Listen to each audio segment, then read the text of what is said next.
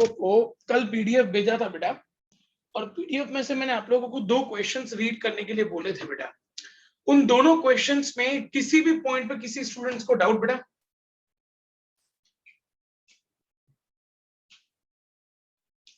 दोनों क्वेश्चंस में कोई भी डाउट बेटा किसी को? तो मैं अब थर्ड क्वेश्चन पे जाऊं स्टूडेंट्स। सर यस बेटा। सर ऐसे डाउट नहीं है, पर एक वो क्वेश्चन था। हाँ आप जो पढ़ा रहे थे ना, तो मैंने उसके साथ साथ लिखा था।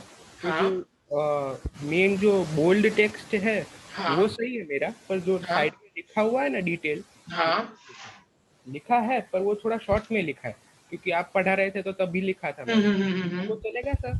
हाँ, पर उसमें क्या बेटा, आपको जब एग्जाम में क्वेश्चन आता है तो आपको थोड़ा सा डिस्क्रिप्टिव जाना पड़ेगा।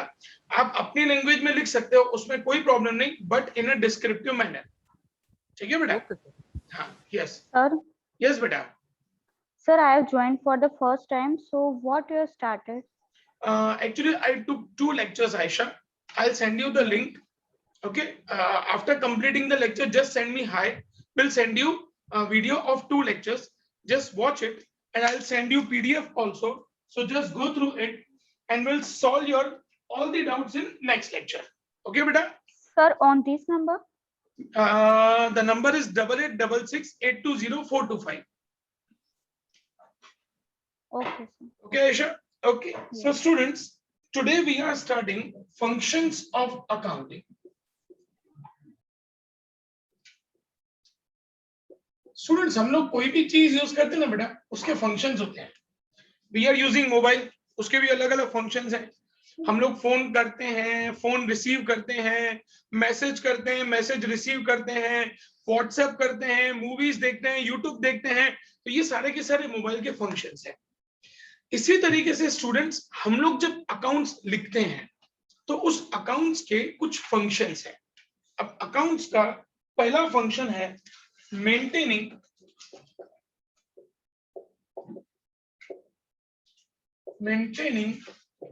systematic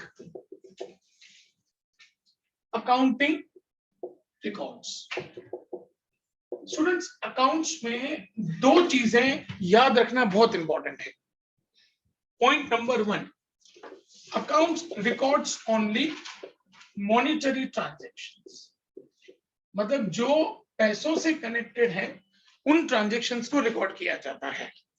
And the transaction which took place between 1st April to 31st March are to be recorded in accountancy.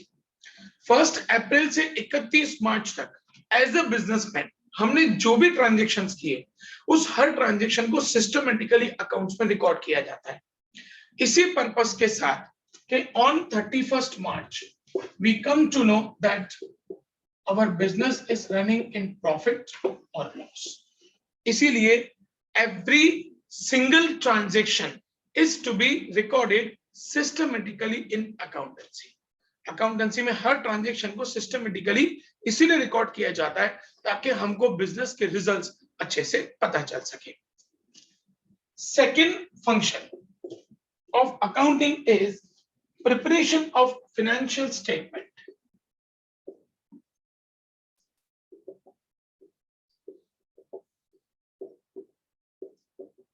Students, अब मैं आप लोगों को इसका एक प्रोसीजर समझा रहा हूं बेटा, इस आंसर में ध्यान से समझना। स्टूडेंट्स, हर एक बिजनेस जो है वो ट्रांजैक्शन करता है।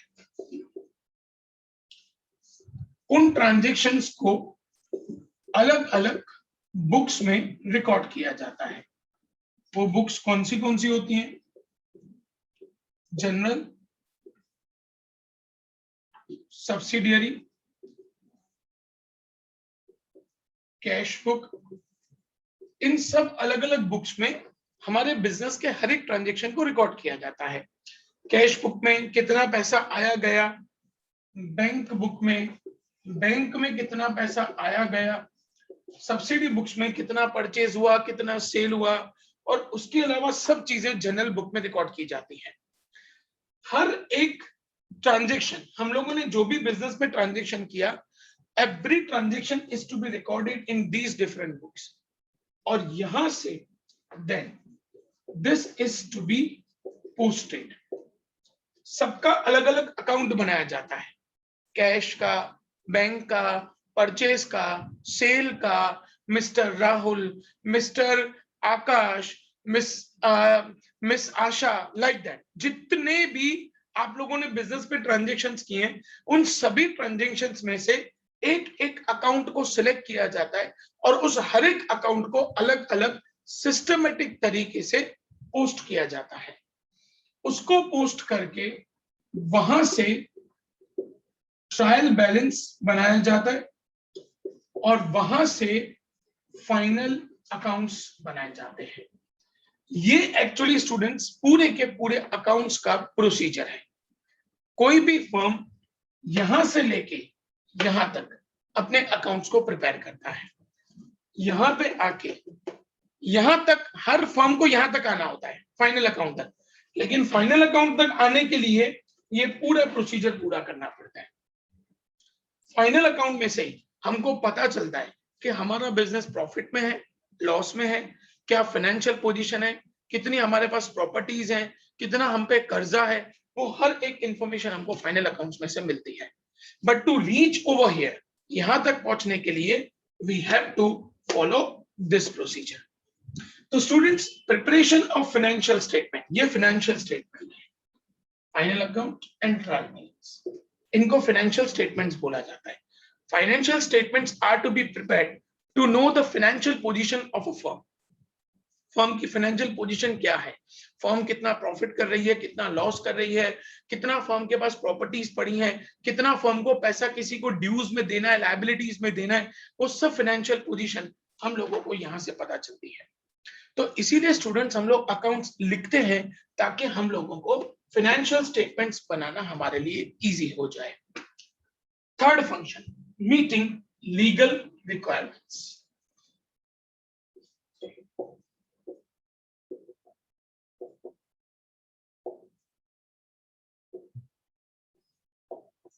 स्टूडेंट्स, हर एक फर्म को एक चीज मैंडेटरी होती है, विच इज टैक्स। हर एक फर्म को टैक्सेस पे करनी होती है, बट टैक्सेस किस बेस पे? जितना हमारे बिजनेस ने प्रॉफिट किया उसके बेस पे, एंड जितना हमारे बिजनेस ने सेल किया उसके बेस पे। तो ये प्रॉफिट और सेल कहां से पता चलेगा?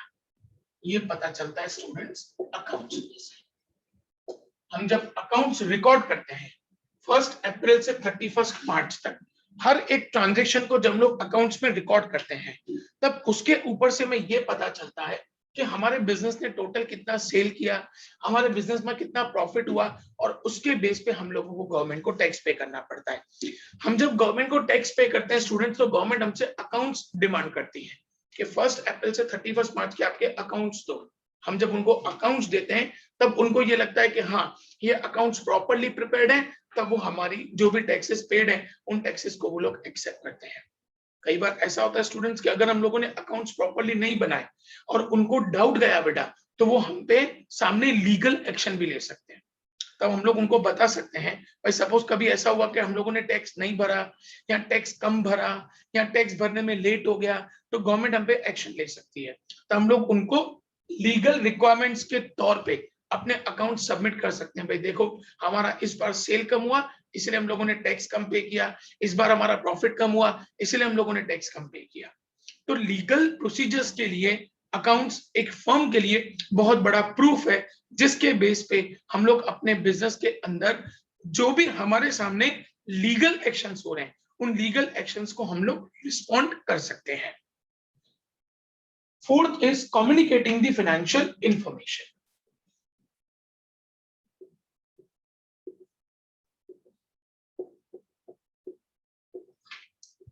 स्टूडेंट्स, अकाउंट्स में से पूरी फाइनेंशियल इंफॉर्मेशन हमें मिल जाती है। हमें ये पता चल जाता है कि किसको पैसे देने हैं, किससे पैसे लेने हैं, बिजनेस ने कितना सेल किया है, कितने के गुड्स हम लोगों ने परचेज किए हैं, कितना हम लोगों ने प्रॉफिट किया है, कितना लॉस किया है, कितना हमारे बिजनेस को किसी से पैसा लेना है, कितना हमको किसी को पैसा देना है, कितनी प्रॉपर्टीज हमने बनाई है, हम पे कितना कर्जा है, वो हर एक इंफॉर्मेशन हमको अकाउंट्स में से मिल जाती है।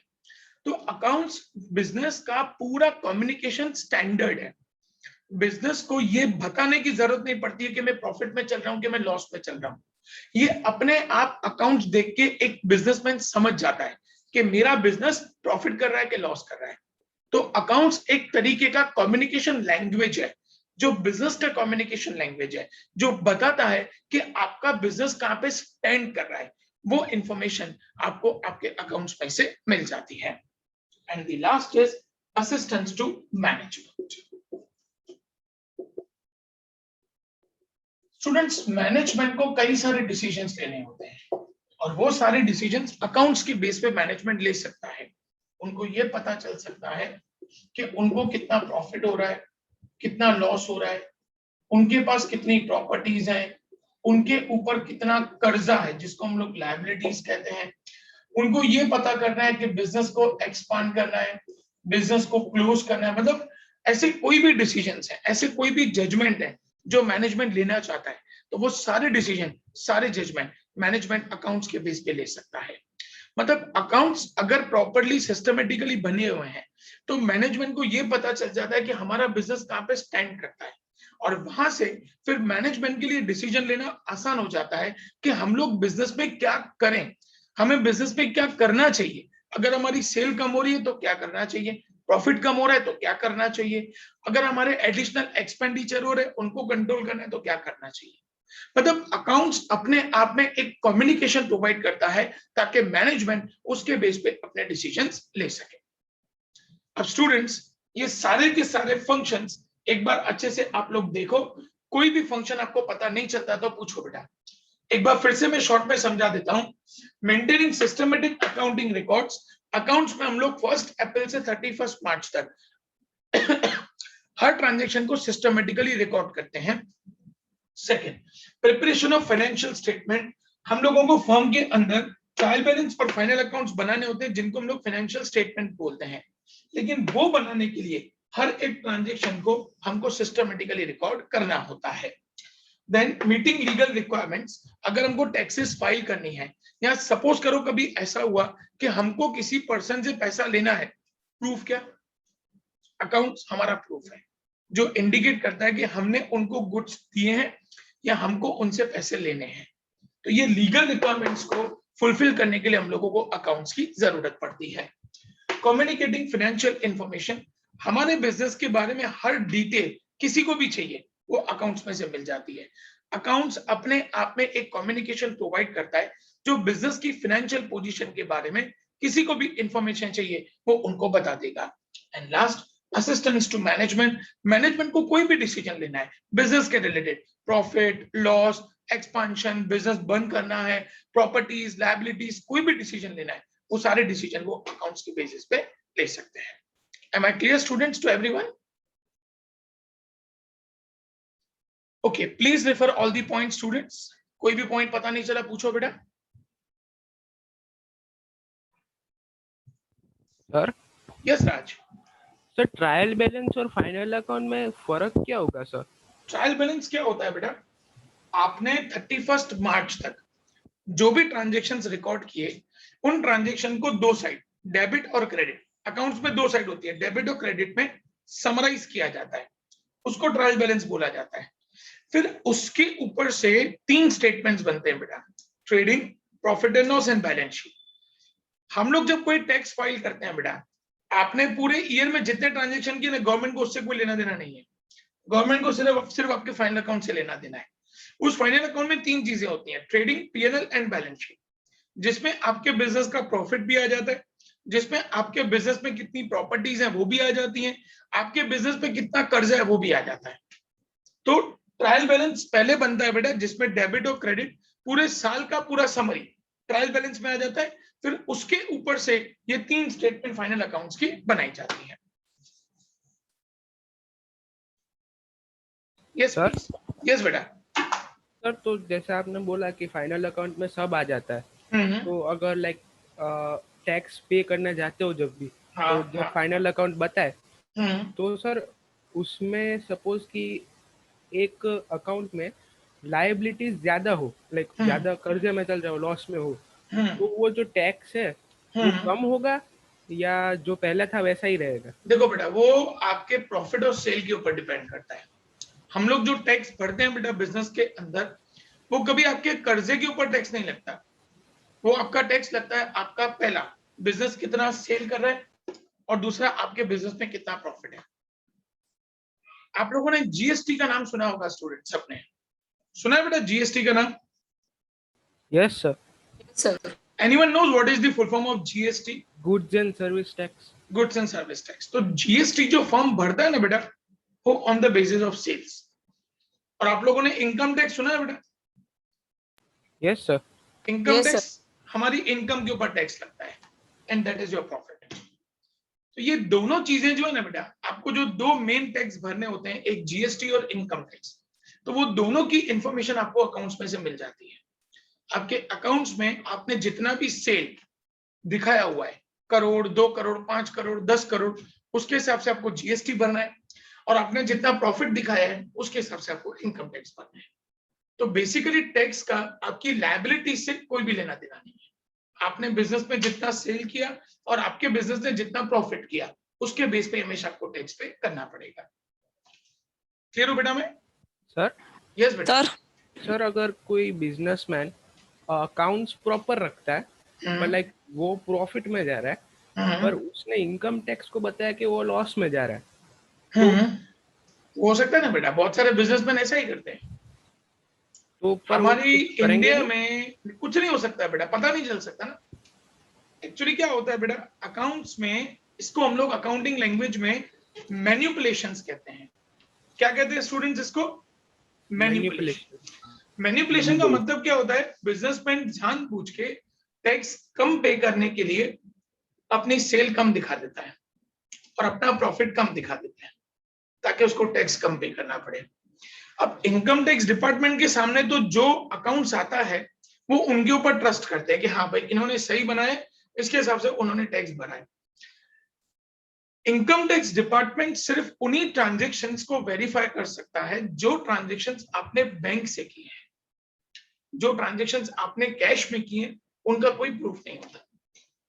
सपोज एज अ बिजनेसमैन मैं सेल कर रहा हूं, 50% पैसा मेरे पास चेक से आया, जो मुझे अकाउंट्स में दिखाना कंपलसरी है।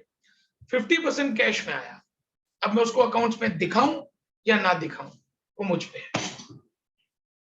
इसीलिए बिजनेसमैन टैक्स कम पे करते हैं, क्योंकि उनके पास जो कैश आया उसको वो लोग दिखा देंगे। तो सर वो बताते हैं ना कि लाइक इनकम टैक्स की रेड पड़ी, तो वो क्या तो इनकम टैक्स की रेट इसीलिए बढ़ती है बेटा, इसीलिए इनकम टैक्स की रेट बढ़ती है कि जब इनकम टैक्स डिपार्टमेंट को डाउट जाता है कि भाई ये पर्सन जितना खर्चा कर रहा है उतने सामने उसकी इनकम नहीं दिखाई हुई है। भाई आज मैं हर महीने 2-2, 2.5-2.5, 3-3 लाख रुपए का खर्चा करूं, कभी मैं नई गाड़ी लेके आया, मैं क्रेडिट कार्ड, डेबिट कार्ड लेके शॉपिंग करने निकल पड़ा, 2-2 लाख, 3-3 लाख की मैं शॉपिंग कर रहा हूं, हर महीने में नया बाइक लेके आ रहा हूं, तो इनकम टैक्स डिपार्टमेंट आपके ऊपर नजर रखता है। तो इनकम टैक्स डिपार्टमेंट जब ये देखता है कि एक पर्सन एक महीने का 1.5-1.5, 2-2 लाख रुपए का खर्चा कर रहा है, अब वो उसके अकाउंट्स की डिटेल निकालते हैं कि उन्होंने अकाउंट्स में अपना प्रॉफिट कितना दिखाया है और उन्होंने टैक्स कितना भरा है। फिर जब उनको डाउट जाता है कि यहाँ पे कुछ मैनिपुलेशंस हैं, फिर वो लोग रेड करते हैं। और फिर रेड में आपके घर से जितना भी कैश और गोल्ड निकला, वो सब वो लोग लेके चले जाते हैं, जिनका आपने अकाउंट्स में एंट्री नहीं किया हुआ है। फिर आपसे वो लोग 30 to 35% टैक्स लेते हैं, उसके बाद ही वो आपका कैश और गोल्ड आपको वापस करते हैं। क्लियर? सर तो पर गोल्ड भी? यस, आपने अगर गोल्ड लिया ना बेटा, तो वो भी आपकी असेट्स में दिखना चाहिए बेटा, प्रॉपर्टी में दिखना चाहिए, ये रूल है। लाइक इवन आप घर ले रहे हो, कार ले रहे हो, ये सब कुछ चीजें, हाँ पुराना है तो कोई प्रॉब्लम नहीं है भाई, आपको अपने एंसेस्टर्स, मतलब जो आपके फादर, ग्रैंडफादर से आपको मिला हुआ है, वो आप नहीं शो करोगे तो दैट्स अ डिफरेंट थिंग। लेकिन आपने घर लिया, गाड़ी ली, वो हर एक चीज को वहां पे शो करना जरूरी है, कंपल्सरी अकाउंट्स में। Okay sir. यस स्टूडेंट्स, और किसी को कोई डाउट?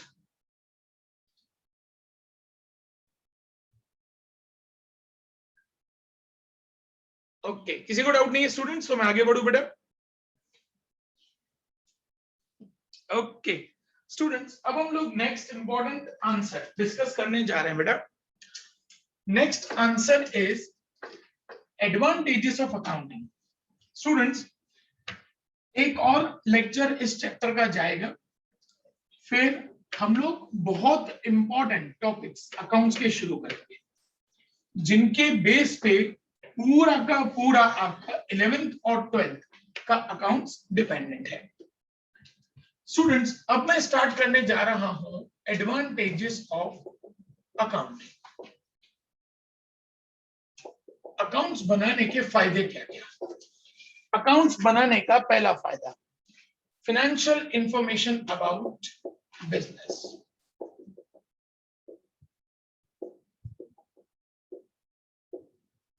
आपके बिजनेस की पूरी फाइनेंशियल पोजीशन अकाउंट्स पे से पता चल जाती है। प्रॉफिट, लॉस, असेट्स, लायबिलिटीज, हर एक छोटी से छोटी इंफॉर्मेशन आपको अकाउंट्स में से मिल जाती है। अकाउंट्स आपको ये दिखा देता है कि आपके बिजनेस की एग्जैक्ट पोजीशन क्या है, वो आपको यहां से, मतलब कि अकाउंट्स पे से आपको आपके बिजनेस की पूरी फाइनेंशियल पोजीशन का आइडिया मिल जाता है। Second is assistance to management.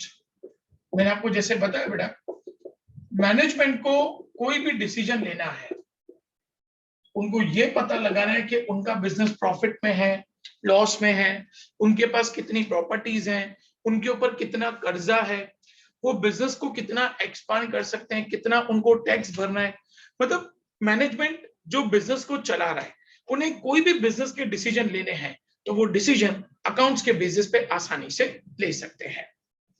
Number third, replaces memory.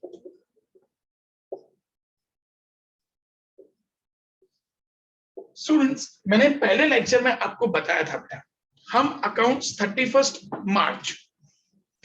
मार्च पे हमारे इंडिया में अकाउंट्स क्लोज होते हैं। अब सोचो बेटा, अगर मैं 31st मार्च पे अकाउंट्स लिखने बैठा और पूरे ईयर के अकाउंट्स में एक साथ लिख रहा हूं, इज इट पॉसिबल? है पॉसिबल स्टूडेंट्स? No sir. पूरे ईयर 365 डेज मैंने जो ट्रांजेक्शन्स किए कैसे याद रहेंगे?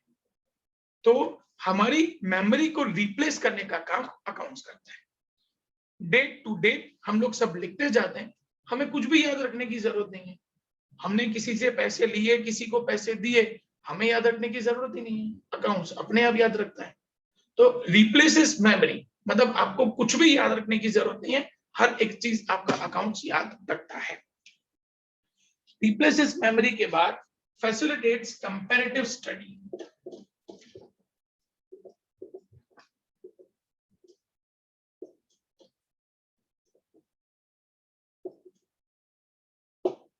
स्टूडेंट्स, अब मैं आपको दो केस दे रहा हूं बेटा, मुझे बताना दोनों में से कौन सा केस ज्यादा अच्छा है।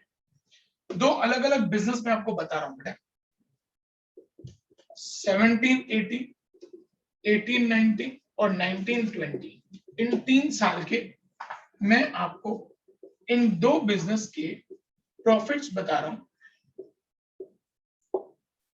एक बिजनेस ने 1718 में प्रॉफिट किया था 50 लाख, 80 लाख, 1 करोड़। इस बिजनेस ने प्रॉफिट किया था 10 lakh, 5 lakh, 1 lakh. Students, which firm is better? One. Tell me. Yes, one sir. It's one. Why? Why so? Progression हो रहा है सर। More profit आ रहा है उसका। This is called analysis, students. इसको हम लोग अकाउंट्स में कहते हैं एनालिसिस। तो ये जो एनालिसिस है बेटा, ये जो कंपैरिजन किया हम लोगों ने दो के बीच में, तो वो दोनों का कंपैरिजन हम लोग कहां से पता लगा पाए? जब हमारे पास अकाउंटिंग इंफॉर्मेशन अवेलेबल थी। तो स्टूडेंट्स, जब हमारे पास अकाउंटिंग इंफॉर्मेशन अवेलेबल होती है तो उसके ऊपर से कोई भी कंपैरिजंस करना हो, इवन हमें हमारी फर्म को ही कंपेयर करना है, मेरी फर्म है 50 लाख से 80 लाख, 80 लाख से 1 करोड़ पे पहुंची है, इसका मतलब मैं प्रोग्रेस कर रहा हूं, मैं आगे जा रहा हूं, तो मेरा कॉन्फिडेंस आएगा कि नहीं मैं बिजनेस को और एक्सपैंड करूं। तो ये कंपैरिजंस करने के लिए हम लोगों को अकाउंट्स हेल्प करते हैं। Next, facilitates settlement of tax liabilities. Facilitates tax liabilities. हमको जो भी टैक्सेस पे करनी है बेटा, वो टैक्सेस मैंने आपको बताया दो चीजों के बेस पे हम लोग टैक्स पे करते हैं, एक सेल और दूसरा प्रॉफिट। अकाउंट्स पूरे ईयर में जितना भी हमने सेल किया, जितना भी प्रॉफिट किया, उसको प्रॉपर तरीके से रिकॉर्ड करता है और उसके बेसिस पे हम लोग जो भी डिपार्टमेंट्स हैं उन डिपार्टमेंट्स को हम लोग अकाउंट्स के बेसिस पे टैक्सेस पे करते हैं। Next is facilitates loan.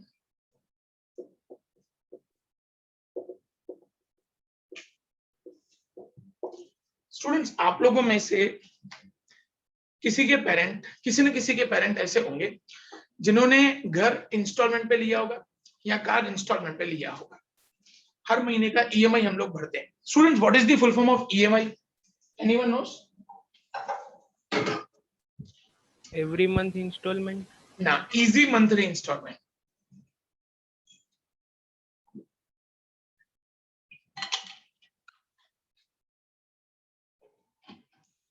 Students, आपको कभी भी किसी भी पर्पस के लिए लोन चाहिए, घर लेना है, बिजनेस के लिए लोन चाहिए, कार के लिए लोन चाहिए, पहले कोई भी बैंक आपसे आपके अकाउंट मांगेगा।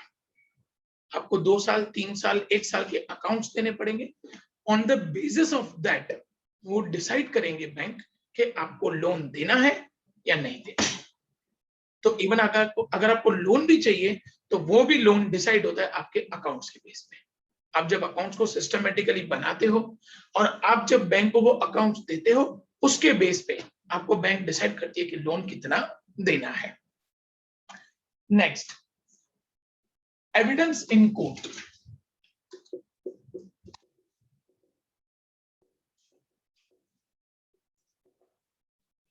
स्टूडेंट्स, ध्यान से सुनना बेटा, मैं आपको 2 केस बता रहा हूं, उन दोनों में से मुझे बताना बेटा कि कौन से केस में हम क्या कर सकते हैं। केस नंबर 1, मैंने मिस्टर हितेश को 50,000 के गुड्स बेचे जिसका कोई बिल नहीं है, कोई अकाउंट्स में एंट्री नहीं है। उन्होंने मुझे बोला था कि 1 महीने के बाद वो पैसा देंगे। 1 महीने के बाद उन्होंने मुझे पैसा देने से मना कर दिया। क्या मैं उनके ऊपर कोर्ट में केस कर सकता हूं? No sir, no sir, proof ही नहीं है ना मेरे पास बिल है, ना कोई अकाउंट्स में एंट्री है, कुछ भी नहीं है, तो मैं कैसे केस करूं उनके ऊपर? केस 2, मैंने 50,000 के गुड्स मिस्टर आकाश को बेचे जिसका मेरे पास बिल भी है और मेरे पास अकाउंट्स में एंट्री भी है। उन्होंने मेरे को 1 महीने के बाद पैसा देने से मना कर दिया। क्या मैं उनके ऊपर केस कर सकता हूं? Yes sir. प्रूफ है ना? तो स्टूडेंट्स, कोर्ट के अंदर भी अकाउंट्स के प्रूफ को वैलिड काउंट किया जाता है। अगर आपने अकाउंट्स में एंट्रीज की हुई है, अगर आपने सामने वाले के ऊपर बिल बनाया हुआ है, तो वो अकाउंट कोर्ट के अंदर एक्सेप्टेबल है। आप उसके बेस पे सामने वाली पार्टी के ऊपर केस कर सकते हैं अगर वो आपको पैसा देने से मना कर रहा है। क्लियर बेटा? सर। यस बेटा, यस अनोखी। सर, पर अगर किसी ने गलत अकाउंट मतलब बनाया हो कि जैसे उसको पैसे मिल गए हो और फिर भी उसने लिखा है मतलब कि नहीं मिले, तो फिर? वेरी गुड क्वेश्चन अनोखी। इसमें क्या होता है बेटा, सपोज करो मैंने आपको आज 50,000 के गुड्स अनोखी को बेचे। अनोखी ने मुझे बोला कि वो मुझे 1 महीने के बाद पेमेंट देगी। पहला बिल तब बनेगा जब मैंने आपको 50,000 के गुड्स बेचे और उस टाइम पे उसकी एंट्री होगी। दूसरा बिल जब आप मुझे पैसा देने के लिए आओगे ना बेटा, तब आप मुझसे रिसिप्ट मांगोगे कि सर मैंने आपको पैसा दिया, उसका प्रूफ क्या? क्योंकि आप भी तो स्मार्ट हो ना बेटा, तो आप मुझसे रिसिप्ट मांगोगे। तो मुझे आपको ये हुआ सेकंड, पहला बिल जो मैंने आपको गुड्स बेचे उसका प्रूफ, ये हुआ दूसरा प्रूफ, मैंने आपसे पैसा रिसीव किया उसका रिसिप्ट। अब इस केस में अगर मैं कोर्ट में जाता हूं, आप वहां पे दोनों प्रूफ दिखाओगे, ये बिल जो मैंने 1 महीना पहले गुड्स लिया था, ये रिसिप्ट जो मैंने 50,000 का पेमेंट कर दिया। I am clear? डन की? Yes sir, okay. ओके, और किसी को कोई डाउट हो स्टूडेंट्स तो पूछिए, नहीं तो मैं आगे बढ़ू बेटा। Great sir. तो यस बेटा, यस राज। सर तो रिसिप्ट जो हो, सपोज की रिसिप्ट दे दी, हाँ, तो रिसिप्ट लाइक वो प्रॉपर ना हो, लाइक वो कच्ची पक्की दे दी, पेपर पे लिख के दे दिया, तो वो तो नहीं चलेगी ना? Not acceptable, not acceptable. उसका प्रॉपर फॉर्मेट होता है, उनका नाम, डेट, सामने वाली पार्टी का नाम, नंबर, अमाउंट, वो सब कुछ क्लियरली मेंशन होना चाहिए तो ही कोर्ट उसको एक्सेप्ट करती है, नहीं तो कोर्ट उसको एक्सेप्ट नहीं करेगी। सर यस राज। तो अगर उल्टा हो तो, कि अगर किसी ने गुड्स ले लिए, हाँ, गुड्स ले लिए, फिर हाँ, खुद ही एक ऐसी रिसिप्ट बना दी, तो नहीं पॉसिबल है, नॉट पॉसिबल, क्योंकि साइन चाहिए बेटा उसमें। साइन? आज मैंने, हाँ साइन तो चाहिए ना बेटा। मैंने आपसे पेमेंट लिया तो साइन मैं करूंगा कि मुझे आपसे पैसा मिल गया है, मेरी साइन आप कैसे कॉपी करोगे? अच्छा, नंबर सबसे इंपॉर्टेंट आता है बेटा। हर एक रिसिप्ट के ऊपर एक नंबर होता है बेटा। मैंने आपको जो रिसिप्ट दिया, सपोज उसके ऊपर 1001 नंबर है, फिर नेक्स्ट पार्टी को जो नंबर आएगा 1002 नंबर आएगा, तो वो नंबर आप कहां से लाओगे? वो इंपॉर्टेंट है ना बेटा। Okay sir. ठीक है ना, आगे बढ़ेंगे students. A, facilitates sale of business.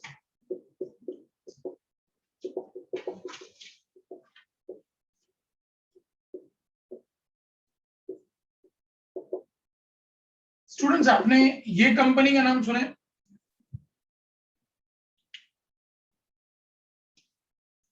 Students, मैंने बोर्ड पे कोई कंपनी का नाम लिखा है, सुना है? Idea. Yes sir. Idea company क्या करती थी? सर वो नेटवर्क, वो था mobile services, mobile SIM card services. ठीक है, इस कंपनी का नाम सुना है? वोडाफोन। Yes sir. यस वो भी सिम सर्विसेज देती थी बेटा। अब इन दोनों को ज्वाइन करके वीआई कर दिया गया, ये पता है बेटा आप लोगों को? Yes sir. VI stands Vodafone idea. इसका मतलब क्या बेटा? आइडिया का पूरा जो बिजनेस है बेटा, वो वोडाफोन ने परचेज कर दिया। या पैसा बोलो कि आइडिया ने अपना पूरा बिजनेस वोडाफोन को बेच दिया। अब बेटा, बिजनेस बेचने का मतलब क्या होता है? बिजनेस बेचने का मतलब मेरी सारी प्रॉपर्टीज, मेरा कर्जा, मेरे सारे कस्टमर्स अब उनके। आइडिया की सारी प्रॉपर्टीज, सारे टावर, सारे कस्टमर्स अब हो गए वोडाफोन के। इसको हम लोग कहते हैं सेल ऑफ बिजनेस। अब मान लो कि मैं बिजनेस सेल कर रहा हूं बेटा, मैं अपना बिजनेस किसी को बेच रहा हूं, कितना पैसे में, कितने पैसे में बिजनेस बेचूंगा? वो अकाउंट्स के ऊपर से फिक्स किया जाता है। हम लोग जब अकाउंट्स बनाते हैं, अकाउंट्स में जो प्रॉपर्टीज आती हैं, अकाउंट्स में जो प्रॉफिट होता है, उसके बेस पे उसकी सेलिंग की प्राइस फिक्स होती है कि मैं अपना बिजनेस आपको बेच रहा हूं इस प्राइस पे, on the basis of my sales and on the basis of my properties. तो कहने का मतलब ये स्टूडेंट्स कि जब मुझे बिजनेस को बेचना है, उसके लिए भी अकाउंट्स मेरे को हेल्प करता है। नेक्स्ट, आगे बढ़ते हैं बेटा। Assistance in the event of insolvency. अब इंसॉल्वेंसी का मतलब क्या होता है बेटा? मेरे बिजनेस पे बहुत कर्जा बढ़ गया, अब मैं कर्जा चुकाने की कैपेसिटी में नहीं, मैंने मना कर दिया, मैं पैसा नहीं दूंगा किसी को भी। इसको कहते हैं इंसॉल्वेंसी, कि जब किसी के ऊपर कर्जा बढ़ जाता है, वो अपना कर्जा नहीं चुका पाता, उसको हम लोग इंसॉल्वेंसी कहते हैं। अब इंसॉल्वेंसी में सिस्टम ये होता है बेटा कि अगर मान लो मेरे पास पैसा खत्म हो गया, कर्जा बढ़ गया, मैं नहीं चुका पा रहा हूं, तो ऐसा नहीं कि मैं बोलूं कि मैं 1 रुपया भी नहीं दूंगा, उसका एक सिस्टम होता है। यहां पे कोर्ट इन्वॉल्व होगा। कोर्ट क्या करेगा? On the basis of accounts मेरी सारी प्रॉपर्टीज को बेच देंगे, उसका जो भी अमाउंट आएगा, उस अमाउंट में से जिन जिन लोगों को मुझे पैसा देना है, उन सभी लोगों को पैसा दे दिया जाएगा। तो वो कितना मेरे पे कर्जा है, सामने मेरे पास कितनी प्रॉपर्टीज हैं, वो कोर्ट को जानना पड़ेगा, और उस प्रोसीजर के लिए कोर्ट को अकाउंट्स काम में आते हैं। तो जब कोई पर्सन इंसॉल्वेंट हो जाता है, तो उस इंसॉल्वेंसी प्रोसीजर के लिए भी उसको अकाउंट्स की जरूरत पड़ती है। नेक्स्ट है students, helpful in partnership accounts.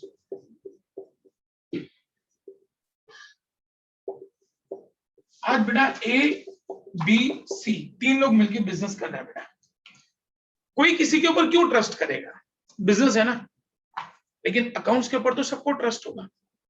आज जब पार्टनरशिप फर्म चल रही है बेटा, तो पार्टनर्स एक दूसरे के ऊपर विश्वास तब रखते हैं जब अकाउंट्स बराबर बने हुए होते हैं, जब अकाउंट्स सिस्टमेटिकली बने हुए होते हैं, सिस्टमेटिकली उसका प्रॉफिट लॉस प्रॉपर्टीज लायबिलिटी सब कुछ कैलकुलेट होता है, तो पार्टनर्स को एक दूसरे के ऊपर एक ट्रस्ट बिल्ड होता है। तो पार्टनरशिप को अच्छे से चलाने के लिए भी उसके अकाउंट्स को सिस्टमेटिकली बनाना पड़ता है। Next, helps in decision making. कोई भी डिसीजन लेना है, जैसे बिजनेस को सेल करना है, किसी दूसरे का बिजनेस बाय करना है, बिजनेस को एक्सपांड करना है, बिजनेस में कितना पैसा हमारे पास पड़ा है वो जानना है, कोई भी बिजनेस के रिलेटेड डिसीजन लेना है, वो सारे डिसीजन हमको अकाउंट्स में से मिल जाते हैं। अकाउंट्स के बेस पे हम बिजनेस का जो भी डिसीजन लेना चाहते हैं वो डिसीजन हम लोग आसानी से ले सकते हैं। हमने ऐसा प्लान किया कि हमको बहुत बड़ा एडवर्टाइजमेंट करना है, लेकिन बहुत बड़े एडवर्टाइजमेंट के लिए पैसा भी तो चाहिए, तो कितना पैसा पड़ा है वो हमको अकाउंट्स बता देता है, कितना हमारे पास कैश पड़ा है, कितना हमारा बैंक में पैसा पड़ा है, वो हमको अकाउंट्स बता देता है। सर इसमें सेकंड पॉइंट और लास्ट पॉइंट में डिफरेंस क्या हुआ? सेकंड पॉइंट, मैनेजमेंट को असिस्टेंट लेने के लिए और मैनेजमेंट के हर डिसीजन के लिए अकाउंट्स हमको सपोर्ट करता है। डिसीजन मैनेजमेंट को लेना है तो मैनेजमेंट को कोई भी इंफॉर्मेशन चाहिए तो अकाउंट्स देगा। अब ये डिसीजंस, कोई भी डिसीजन लेने के लिए अकाउंट्स, मतलब अगर आप देखने जाओ बेटा तो दोनों पॉइंट्स एक दूसरे के साथ इंटर रिलेटेड है। डिसीजन सारे के सारे मैनेजमेंट लेता है और वो हर एक डिसीजन लेने के लिए उनको अकाउंट्स हेल्प करता है। ओके बेटा? Okay. Yes students, doubts please now. Sir yes बेटा। सर जैसे आपने बोला कि इंसॉल्वेंसी अगर हो गई तो उसमें कोर्ट आएगा बीच में, तो सपोज कि एक बिजनेस फर्म है, उनके ऊपर लाइक एक कर्जा है 1 करोड़ का सपोज, तो उन्होंने इंसॉल्वेंसी डिक्लेयर कर दी, कोर्ट इन्वॉल्व हुई, सभी प्रॉपर्टी उनकी ले ली, पर वो वर्थ उतना ज्यादा है नहीं, होगा ही नहीं बेटा। पहली चीज, इंसॉल्वेंसी में राज कभी भी उतना वर्थ होगा ही नहीं बेटा, मतलब नहीं तो इंसॉल्वेंसी क्यों डिक्लेयर करेगा कोई भी। आज मेरे पे 1 करोड़ का कर्जा है तो मेरे पास प्रॉपर्टीज 40 लाख या 50 लाख की होंगी बेटा, तो ही मैं इंसॉल्वेंसी डिक्लेयर करूंगा। मेरे पास प्रॉपर्टी पड़ी हो 2 करोड़ की, मेरे पे कर्जा 1 करोड़ का है, तो मेरे लिए तो आसान काम है, प्रॉपर्टी बेचो कर्जा चुका दो। लेकिन मेरी प्रॉपर्टीज कम है, मेरे पास पैसा कम है मेरे कर्जे से, तभी मेरे को इंसॉल्वेंसी डिक्लेयर करना पड़ेगा। फिर कोर्ट क्या करेगी बेटा, प्रॉपर्टीज को बेचेगी। भाई मेरे पे कर्जा 1 करोड़ का है, प्रॉपर्टी बेची 50 लाख रुपया आया, तो सबको 50-50% पैसा दे दिया जाएगा। जिसको मेरे से 10 लाख रुपए लेने होंगे उसको कोर्ट 5 लाख रुपए देगी, भाई आपको इतना ही पैसा मिलेगा, पार्टी इंसॉल्वेंट हो गई है, अब आपको इतना ही पैसा मिलेगा, बाकी पैसा आपको भूल जाएगा। तो सर पर अगर इनफॉर्मल सेक्टर से लिया हो और वो बाद में लाइक डेथ टैक्स भी देने लगे तो क्या होगा सर? देखो बेटा, इसमें सबसे पहली चीज क्या होती है कि जब भी कोई पर्सन अपना इंसॉल्वेंसी डिक्लेयर करता है तो हमारे कॉन्स्टिट्यूशन में ऐसा लिखा हुआ है कि अगर कोई भी अपने आप को इंसॉल्वेंट डिक्लेयर करता है, सामने वाला कोई भी उसके ऊपर हाथ मतलब मारना ये वो कुछ नहीं कर सकता, आप थ्रेट नहीं कर सकते उसको, नहीं तो पुलिस आपको पकड़ के लेके जाएगी। इस सिस्टम है बेटा अपने यहाँ पे, ये अपने यहाँ पे लॉ है। तो अगर किसी पर्सन ने अपने आप को ऑफिशियली इंसॉल्वेंट डिक्लेयर किया है, ऑफिशियली कोर्ट बीच में आएगा और सारा प्रोसीजर कोर्ट कंप्लीट करेगा, आपको कुछ भी करने की जरूरत नहीं है। क्लियर राज? और सर लाइक इंसॉल्वेंट हो गए, फिर वापस उन्होंने शुरू किया और वो लाइक ज्यादा प्रॉफिट बनाने लगे, तब वो पे करेंगे या वो तो चला ही गया? गया वो गया बेटा, उसको भूल जाने का। Okay sir. अब वो पूरा बिजनेस अपना नए सिरे से शुरू करें, नए तरीके से वो अपना सेटअप करें, वो उनके ऊपर है, और वो सेट करेगा ही बेटा, कोई भी पर्सन बैठा थोड़ी रहेगा घर पे कभी भी। हाँ यस सर। स्टूडेंट्स एक छोटा सा रिकैप ले लेते हैं बेटा सभी पॉइंट्स का, फिर और आप लोगों के डाउट्स का सॉल्यूशन करेंगे। Financial information about position of the business, हमको अकाउंट्स बिजनेस की सारी पोजीशन बता देता है, कितना प्रॉफिट, कितना लॉस, कितनी प्रॉपर्टीज, कितना कर्जा, वो सब कुछ डिटेल में हमको अकाउंट्स बता देता है। असिस्टेंस टू मैनेजमेंट, मैनेजमेंट को कोई भी डिसीजन लेना है बिजनेस के रिलेटेड, वो सारे डिसीजंस वो आसानी से ले सकते हैं on the basis of accounts. Replaces memory. Accounts में आपको सब चीजें याद रखने की जरूरत नहीं है, आप अकाउंट्स को रिकॉर्ड करते चले जाते हैं। आपको किससे कितना पैसा लेना है, कितना पैसा देना है, आपको याद रखने की जरूरत नहीं है, अकाउंट्स याद रख रहा है। Facilitates comparative study. अगर हमको हमारे बिजनेस को किसी और के बिजनेस के साथ कंपेयर करना है या अपने बिजनेस को ही पिछले सालों के साथ कंपेयर करना है, वो हम लोग आसानी से कंपैरिजन कर सकते हैं on the basis of accounts. Facilitates tax liabilities, मुझे कितनी टैक्सेस भरनी है वो हम लोग अकाउंट्स के बेसिस पे टैक्सेस भरेंगे। फैसिलिटेट्स लोन, अगर मुझे लोन चाहिए, लोन का मुझे एप्लीकेशन देना है, उसके लिए भी मुझे अकाउंट्स कंपलसरी बनाने पड़ेंगे। अकाउंट्स के बेस पे मुझे लोन मिलेगा, बिना अकाउंट्स के बेस पे कभी भी लोन नहीं मिलता है। Next, evidence in court. अगर मुझे किसी के ऊपर कोर्ट में केस करना है मेरे बिजनेस के रिलेटेड, वहां पे मुझे अकाउंट्स अपने सबमिट करने पड़ेंगे। Next is facilitate sale of business. मैं अपना बिजनेस बेचना चाहता हूँ, किस प्राइस पे बेचूंगा, वो अकाउंट्स के बेस पे, मेरे अकाउंट्स में जो प्रॉफिट हुआ है और मेरे पास जो प्रॉपर्टीज है उसके बेस पे ये डिसाइड किया जाएगा कि मैं अपना बिजनेस कितने में बेचूंगा। Next is insolvency. अगर मैं इंसॉल्वेंट डिक्लेयर हो जाता हूं, मेरे पास पैसा खत्म हो जाता है, तो ऐसे सिचुएशन में मुझे कोर्ट में जाना पड़ेगा और कोर्ट में जाने के लिए मुझे अकाउंट्स अपने सबमिट करने पड़ेंगे। Next is partnership accounts. Partners का एक दूसरे के ऊपर तभी ट्रस्ट आता है जब अकाउंट सिस्टमेटिकली बने हुए होते हैं। अकाउंट्स की वजह से पार्टनर्स एक दूसरे के ऊपर विश्वास करते हैं और बिजनेस लॉन्ग ड्यूरेशन तक चल सकता है। And the last, decision making. If you want to take any kind of decisions regarding your expansions, regarding your sale of business, regarding your purchase of business, regarding your taxes, any kind of decisions can be taken easily on the basis of accountancy. Clear, students? Yes. Please tell me the doubts, students.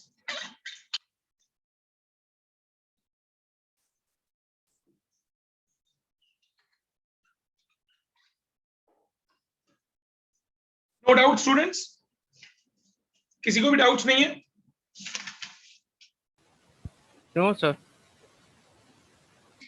Sir Yes बेटा, please. Sir अगर partnership में business हो रहा है तो अगर 3 जनों का या 2 जनों का मतलब है, तो अगर कोई भी एक पर्सन ने पूरे बिजनेस फॉर्म से मतलब अगर कहीं से लोन लिया या कोई भी गुड्स कुछ भी लिया, तो अगर वो बाद में पे नहीं कर पा रहा है और उसके बाद उसकी सडन डेथ हो जाती है, तो फिर बाद में जो बाकी की जो बचे 2 मतलब पार्टनर्स है उनको पे करना पड़ेगा या फिर? यस, पार्टनरशिप एक्ट 1932 ये ऐसा कहता है कि जब भी आप किसी के साथ पार्टनरशिप में जुड़े हुए हैं और अगर उस पर्सन की डेथ हो जाती है तो उसका जितना भी कर्जा है वो पार्टनरशिप फर्म को चुकाना पड़ेगा, क्योंकि वो जुड़ा हुआ किसके साथ है? पार्टनरशिप फर्म के साथ जुड़ा हुआ है। तो इसीलिए उसका जो भी कर्जा है, जो भी उसने गुड्स कहीं से लिए हुए हैं, जो लोन लिया हुआ है, वो सारा का सारा पार्टनरशिप फर्म को चुकाना पड़ेगा।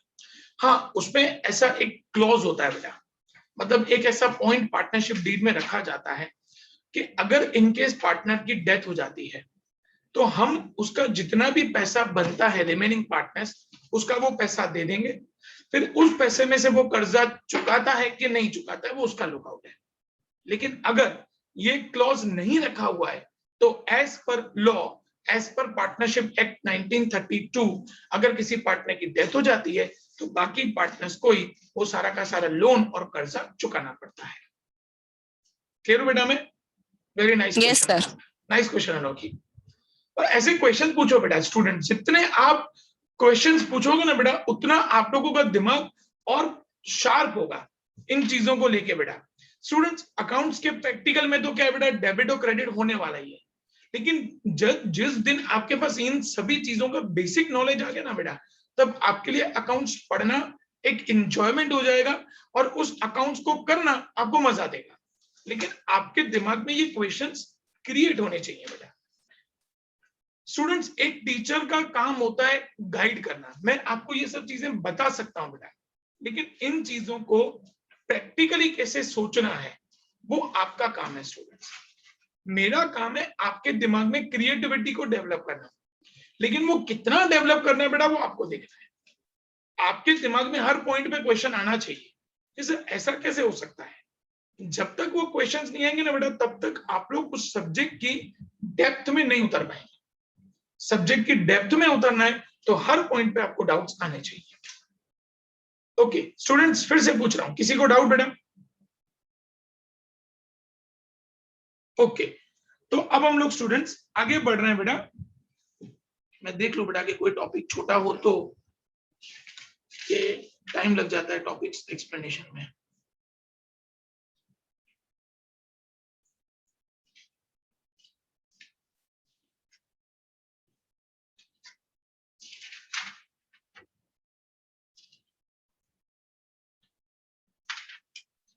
चलो एक छोटा सा टॉपिक मैं आप लोगों को एक्सप्लेन कर देता हूं बेटा।